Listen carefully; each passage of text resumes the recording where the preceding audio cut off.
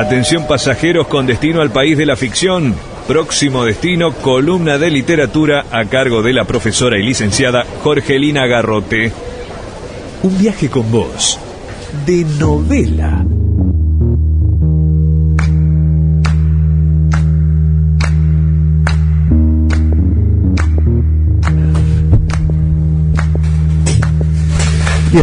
Cerrando este viaje radial y llegó el momento de hablar de literatura, de libros, hablar con escritores, y la que maneja todo esto es ella. Jorgelina Garrote, ¿cómo andás? Bienvenida. Hola Martín, ¿cómo estás? Muy bien, muy bien. Te mando saludos, no me quiero olvidar, a Adriana Crola. Ah, mira. Te mando un beso gigante. Me preguntó por vos, me preguntó cómo estabas con la columna, cómo estabas de salud, cómo estabas con el trabajo, así que después mandale un mensajito. Te voy a mandar un saludito. Bueno, otro invitado de lujo, Julio Luis Gómez, poeta santafesino desde, podríamos decir, toda su vida. Además es abogado, fue profesor de la UNL, profesor de Derecho de Familia. También creo que fue juez. Sí, fui juez de familia, efectivamente, entre el año 1987 y 2012. 25 años virtualmente, y no solamente fui profesor, porque si bien es cierto que en el grado ya no, por razones de edad, después de los 70, la ley nos exige, por así decirlo, el retiro. Continuó en el que lo conduce el doctor Rolando y la doctora Magdalena Galifián en el posgrado de Derecho de Familia. Así que la vinculación con la Universidad Nacional del Litoral continúa. Es esporádica, por así decirlo, pero bueno, somos jurados de evaluación en más de una oportunidad de los trabajos de integración final de ese posgrado, que es una especialización en el derecho de familia. Pero en fin, efectivamente, la poesía sí ha estado desde los casi... Me atrevería a decir, quizás, aquello de con cierta pedantería y orgullo, que se me disculpará, espero, lo que Martín Fierro dice: desde el vientre de mi madre vine a este mundo a cantar. Y recién evocábamos, mi madre no escribía poesía, al menos nunca lo supe, pero era profesora de castellano y literatura, como usted. Y mi abuelo era un periodista, don Juan Sánchez, fue periodista fundamentalmente. Aquí estamos con periodistas en el diario El Litoral de Santa Fe, y concretamente fue profesor de castellano. Es verdad que eran aquellos profesores no diplomados que vinieron a la Argentina, españoles generalmente, y enseñaron. Ya mi madre pertenece al círculo de profesores diplomados, de los primeros que había en Santa Fe.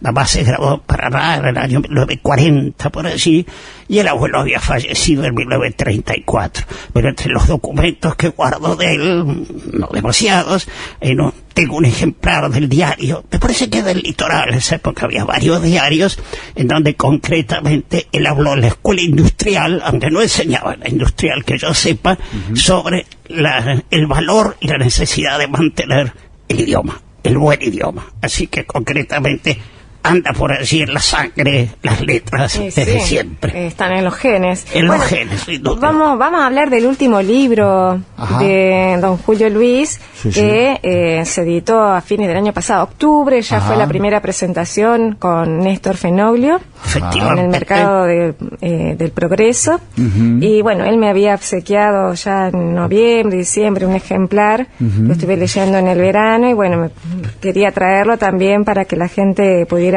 escucharlo, porque además es un maestro recitando. Acabo de deleitarme fuera del micrófono con un soneto que está en una tumba del cementerio municipal, en la tumba de Victorino de Carolis o de Carolis, con una memoria prodigiosa, debo admitirlo. Efectivamente, aquel soneto epitafio que Victorino de Carolis precisamente concluye, creo que el terceto magnífico buscado en la poesía: no en el yerto cuerpo, sombra en la sombra sumergido, como si me escucháis voy a estar muerto. El sueño del poeta de perdurar, el sueño de todos, por supuesto, de perdurar más allá de la muerte, pero en el caso del poeta específicamente, que sea la palabra que, si es escuchada, ¿cómo va a estar muerto? Claro. Diríamos parafraseando una vez más a Victorino. El arte como una manera de trascender, y lo vemos, cuántos artistas han trascendido a través de sus pinturas, de sus esculturas, sus obras de teatro que se repiten una vez tras otra, ¿no? Sin duda alguna. Creo que alguna vez caminando por España con mi esposa, yo le pregunté a quien nos guiaba, íbamos en Toledo, me parece, íbamos a ver el entierro del Conde Orgaz. El entierro del Conde Orgaz me parece que es del Greco, del Greco. En una iglesia está, y recuerdo perfectamente que yo le pregunto al guía cosas que hoy no preguntaría, pero era mucho más joven, y dígame, ¿dónde está el Greco? Sí, por supuesto que obviamente su cuerpo yerto, no iba a pensar en que estuviera vivo. Y entonces él me contestó y me dijo, acá, y me señaló el entierro del Conde Orgaz. Bueno, ahí está el Greco, ahí está la obra de arte. Está la trascendencia. Yo creo una trascendencia de la persona, incluso en la resurrección de Jesucristo, pero bueno, eso es otra cuestión. Pero evidentemente, por ahí en el Museo Rosa Galisteo de Rodríguez siempre me ha impresionado que dice: el arte es la eternidad de los pueblos.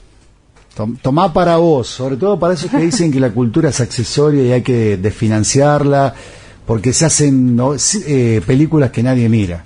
O sea, el no entender la cultura. No, claro. No, la cultura es... Jacques Maritain me parece que decía, hay de los pueblos que no reconozcan el valor de la cultura. Evidentemente, después ya las cuestiones, bueno, financiación, no financiación, son miles de cuestiones hasta circunstanciales tal vez, pero lo que esencialmente es no olvidarlo como un elemento fundamental. Y además entender por cultura no solamente la de los libros, trascendentalísima, la de las pinturas, la de la música, la del cine, la del teatro, sino también ese modo de ser y de estar de las personas y de los pueblos en el mundo, es decir, la cultura como formante y edificante de la identidad. Y podríamos decir que es su arte poética, lo que está diciendo, porque Ceremonias de la Locura transita por esos temas, bueno. También por la historia de algunos personajes que son emblemáticos de nuestra propia historia argentina. Sí. Bueno, en ese aspecto siempre la historia me interesó siempre. Incluso cuando me hicieron aquel test vocacional que siempre evoco en el Colegio de la Inmaculada Concepción, me acuerdo que me decían, usted tiene intereses múltiples, puede ser la abogacía, que lo fue finalmente, la literatura, que lo ha sido siempre, la historia y la filosofía. Y la historia argentina, sobre todo, siempre he continuado leyéndola.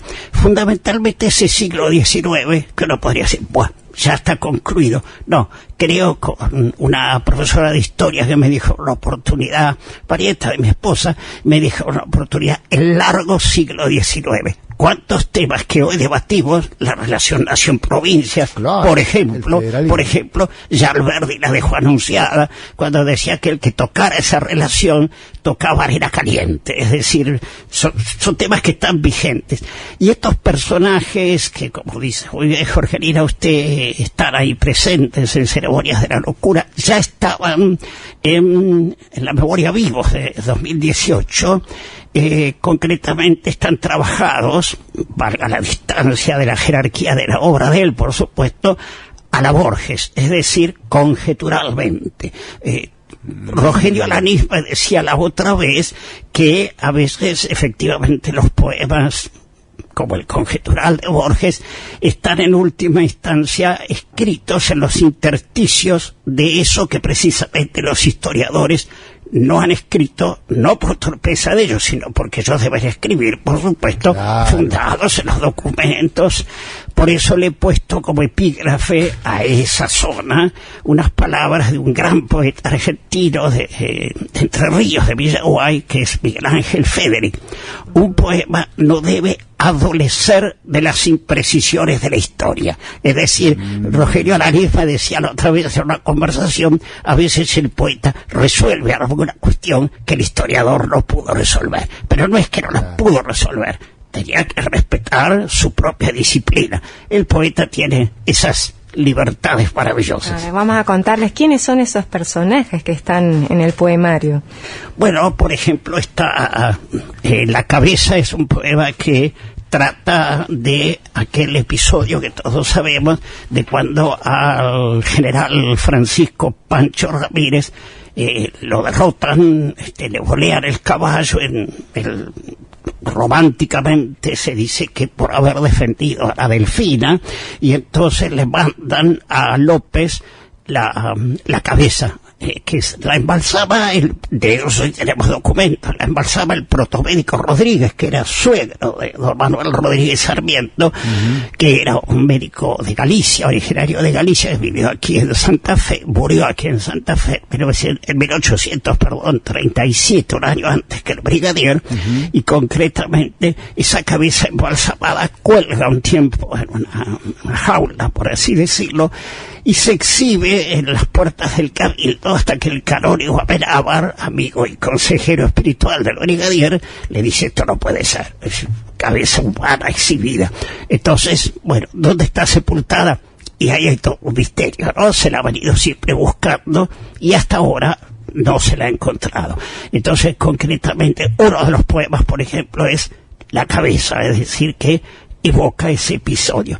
Hay otro, por ejemplo, que es hace un tiempo en Santa Fe, todos recordarán quienes caminan la ciudad, en las puertas de la catedral, antes de entrar propiamente al terreno, digamos, de la catedral, terreno ya religioso, en el atrio, diríamos, a la mano izquierda, cuando no entra, había dos urnas que contenían los saldos mortales de soldados de la independencia. Uno de ellos fue profanado en el sentido de que fue robada la tapa. Claro. Por el bronce, en fin, ya sabemos.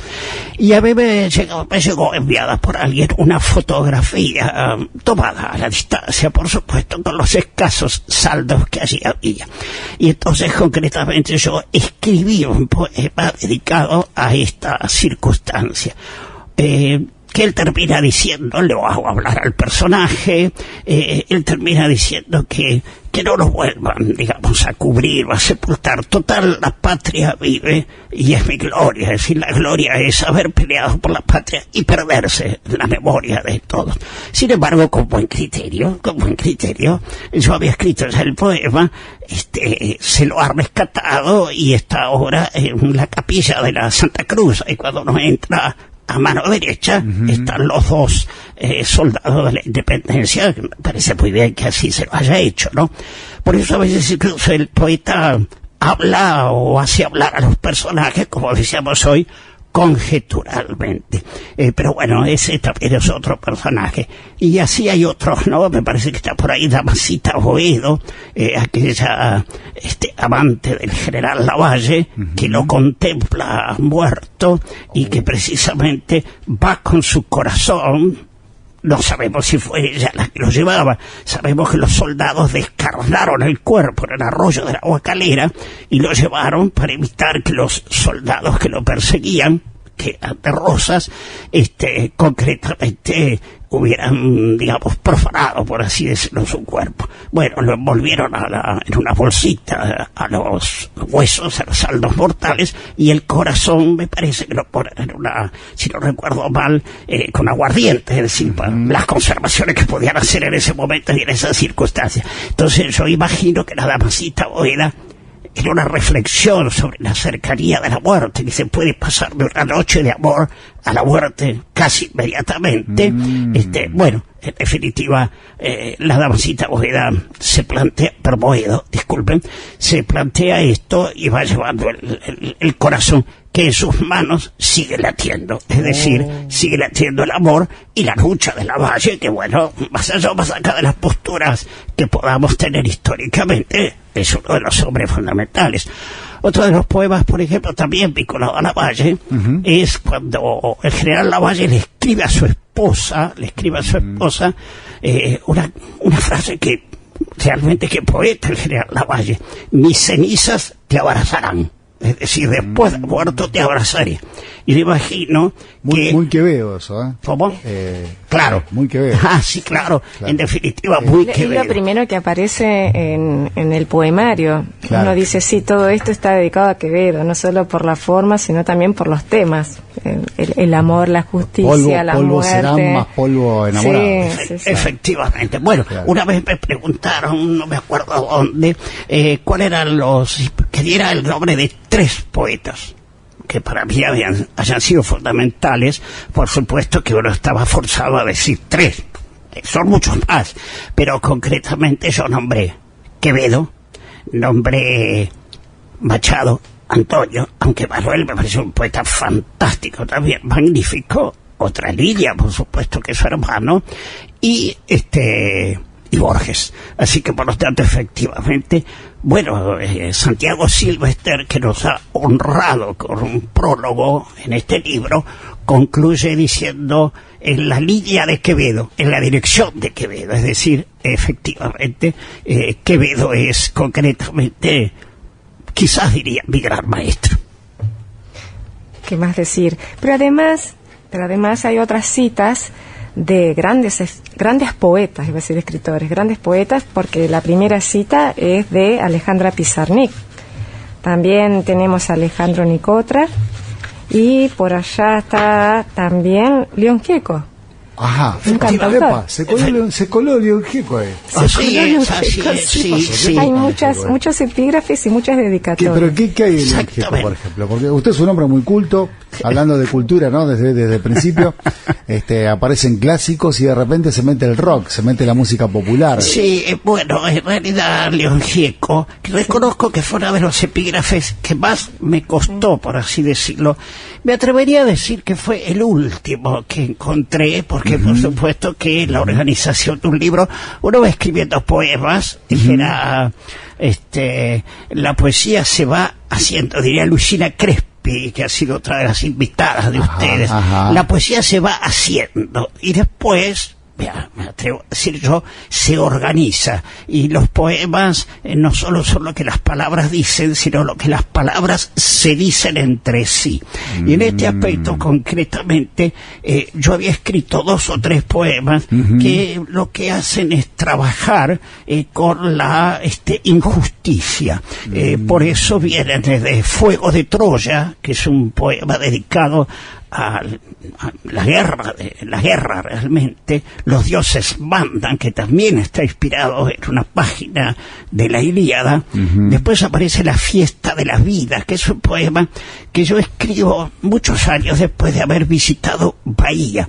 Un día en Bahía, en la playa de Bahía, un domingo, vimos con mi esposa bajar el pueblo, ese pueblo empobrecido, la miseria, el pobre, y vimos como un hombre lavaba su ropa, se quitaba su ropa muy dignamente, porque lo hacía dentro del agua, se quitaba su ropa, la lavaba, se la volvía a poner y se secaba al sol. Entonces yo escribí La fiesta de la vida, es decir, estábamos los que gracias a Dios disfrutábamos de Bahía y de sus playas en el gozo, la fiesta de la vida, lo repito, y este hombre que lamentablemente vivía en la injusticia y en el dolor. Y por otro lado hay también un poema titulado Esos ángeles, que es una imagen de cuando en cualquier guerra, sobre todo en las guerras contemporáneas, los aviones ametrallan y mueren niños. No solamente, no está bien que muera nadie, por supuesto, pero lo de los niños se estremece más todavía. Sí, un daño colateral que duele mucho. Terribilísimo. Entonces, concretamente, ya tenía ese puñado de poemas, lo quería incorporar la locura de la guerra, ceremonias de la locura, porque si bien ceremonias siempre nos vinculamos, por supuesto, a la alegría, al sacramento, a las vidas en última instancia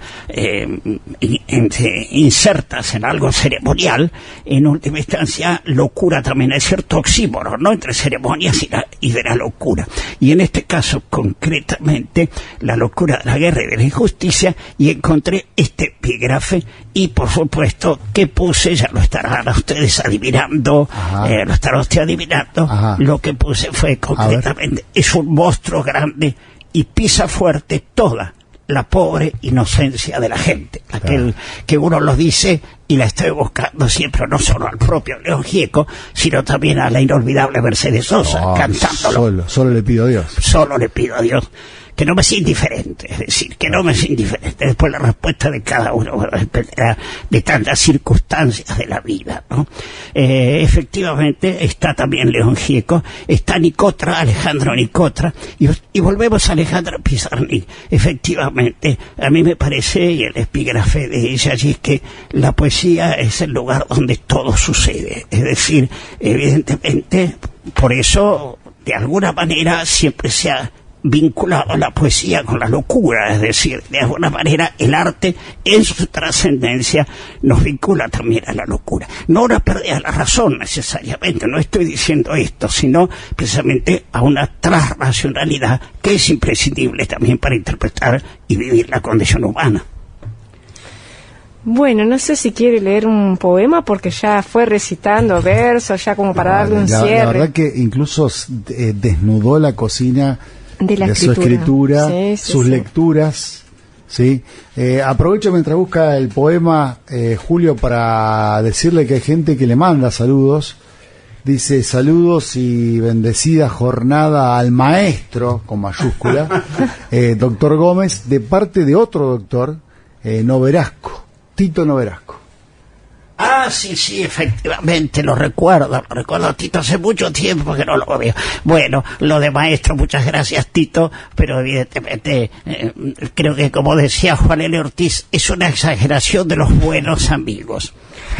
En cuanto a la lectura, bueno, hemos mencionado algunos poemas, y vamos a leer, estuvo precisamente indicado recién, vamos a leer La Cabeza, que es concretamente el dedicado a este episodio histórico que mencionábamos. Perfecto. Curtidos en degüellos, separan la cabeza de ese cuerpo, festín de los caranchos. Envuelta en unos cueros a López se la mandan. Colgada en el cabildo, dirá de su advertencia a los que quieran atreverse con los santafesinos. Después será el enigma. El brigadier cumplió con Amenábar sepultándola. Leyendas y canciones, poemas y novelas la nombrarán por siempre, y hasta una delfina imaginada entrando al escritorio del patriarca, reclamo de llevársela. Limpiados sus facones en los pastos, no saben esos hombres que fundan una historia de infinito. E incluso en ese poema hay guiños, como se dice a veces, a don Leoncio Llanelo, ya fallecido, maestro de la historia y gran novelista, que escribió Delfina, una novela. Y hay un guiño a José Serralunga, que ha escrito... José Serralunga, el dramaturgo. Claro, el dramaturgo, porque fuimos a ver con mi esposa esa obra tan magnífica que es precisamente, que habla de los caranchos, justamente, cuando la Delfina viene a verlo a López. No hay ninguna constancia, un registro de que la Delfina haya venido a Santa Fe a reclamarle a López. Pero bueno, ahí está. Es decir, la historia es construida y reconstruida y conjeturada, en este caso por don Leoncio, el novelista, en este caso por Serralunga, el dramaturgo, y bueno, permítase decir, en este caso por el poema La Cabeza. Bárbaro, qué linda Muchísimas visita, gracias. qué tipo yo te grosso, decía que era un invitado de lujo. Un crack. Un placer escucharlo. Por favor, a ustedes muchísimas gracias. Bueno, Gaby Parajón, seguimos haciendo un viaje con vos. Ponemos un poquitín de música, ya no